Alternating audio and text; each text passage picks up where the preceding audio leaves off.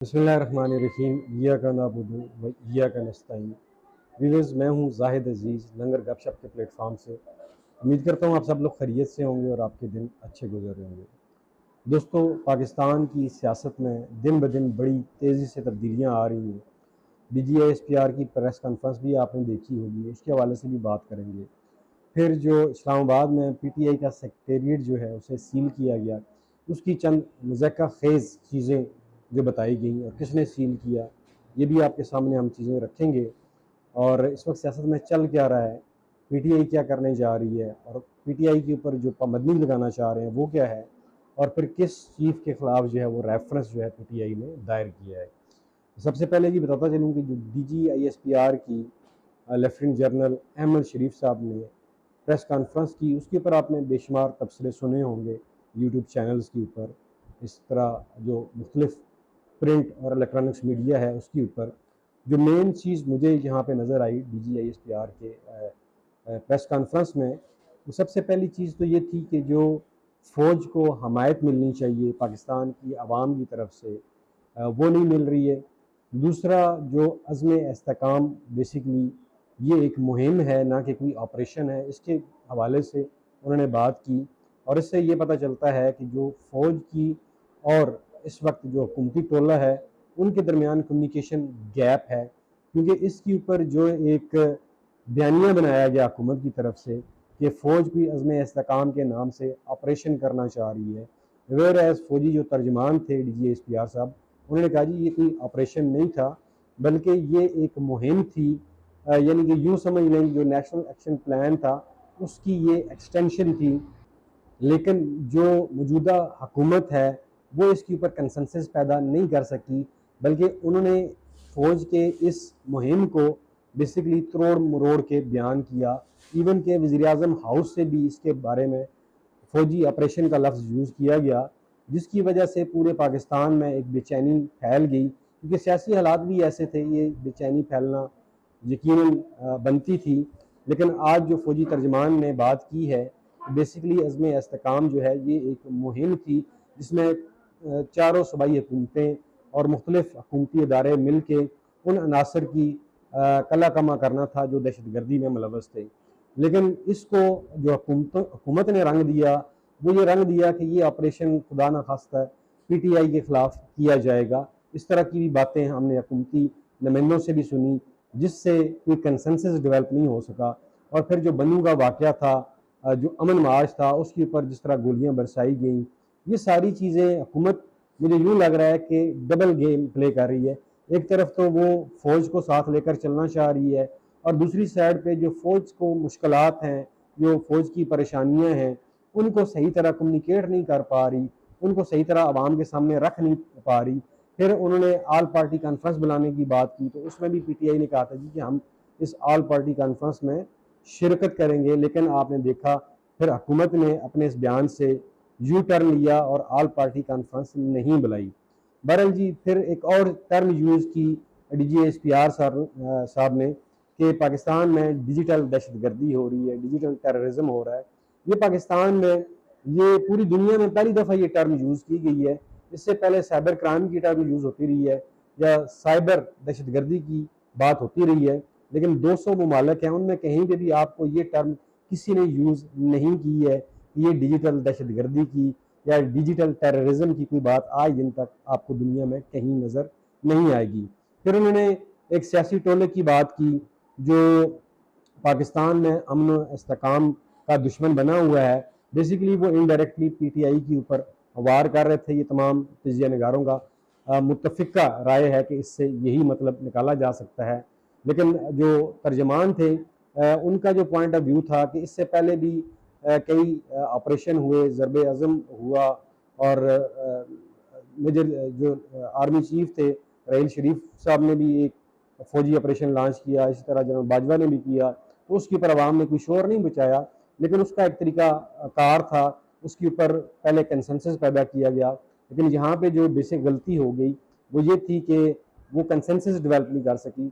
और फिर जो फ़ौजी तर्जमान होते हैं, उनके जो अल्फाज होते हैं वो बिल्कुल क्लियर कट होते हैं, उनमें कोई लगी लपटी नहीं होती है।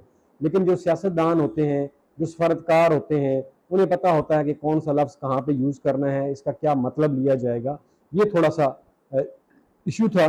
बहरहाल जी, आज आपने देखा इस्लामाबाद में जो पीटीआई का हेड ऑफिस है, उसको पहले तो पुलिस ने सील किया था।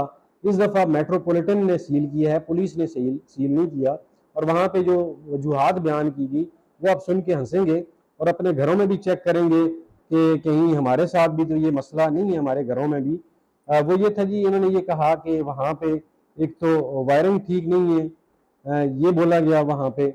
और दूसरा, आसमानी बिजली जो गिरती है उससे बचने के खतर ख्वाह निज़ाम मौजूद नहीं है, जिसकी बिना के ऊपर इन्होंने वहाँ पे जो है उनके हेड ऑफिस को सील कर दिया।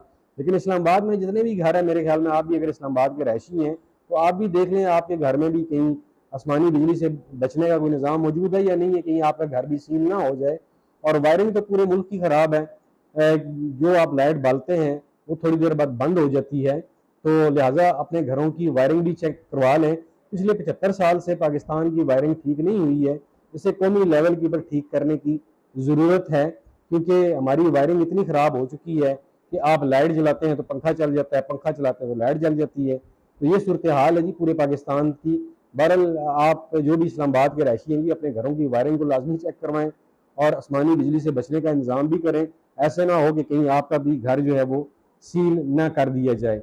दूसरी तरफ जी, पाकिस्तान में आप जानते थे कि सदीक जान साहब ने खबर दी थी कि जो chief justice Islamabad high court Amar Farooq साहब हैं, उनके खिलाफ पीटीआई रेफरेंस लेकर आ रही है, लेकिन काफ़ी अरसे से रेफरेंस नहीं आया। लेकिन ये रेफरेंस आज पीटीआई ने फाइल कर दिया हुआ है, क्योंकि हमने देखा कि जो चीफ जस्टिस अमर फारूक साहब हैं, वो जितने भी केसेस हैं पीटीआई के, उनमें एक तो डिले का शिकार करते हैं उनको, और जो इंसाफ के तकाजे हैं उनको पूरा नहीं किया जाता। करियान केस की मिसाल आपके सामने है, उसमें उन्होंने पहले जो 3 रुकनी बेंच था, उन्होंने जो फैसला दिया था वो अनाउंस नहीं किया, फिर बेंच तलील भी नहीं किया और नया बेंच बना दिया। इसी तरह अभी जो इस्लामाबाद के 3 हल्के खोले गए थे, उन हल्कों के ऊपर भी पीटीआई ने, जो चीफ जस्टिस साहब हैं, उन्होंने जो है वो उनको स्टे कर दिया है और जस्टिस जंगीरी साहब ये सुन रहे थे। इस तरह की कार्रवाइयाँ जो है जो अमर फारूक साहब हैं वो कर रहे हैं। तो इसलिए पीटीआई का ये कहना है कि अमर फारूक साहब को हमारे केसेस से, पीटीआई के केसेस से और इमरान खान के जो स्पेशली केसेस हैं उनसे दूर होना चाहिए। और फिर सबसे बड़ी, जब इमरान खान साहब 9 मई से पहले इस्लामाबाद हाई कोर्ट में पेश हुए और उनकी अदालत में उन्हें गिरफ्तार कर लिया गया था, और वो सारा सीन भी आपके सामने है, इस तरह की बातें हो रही हैं।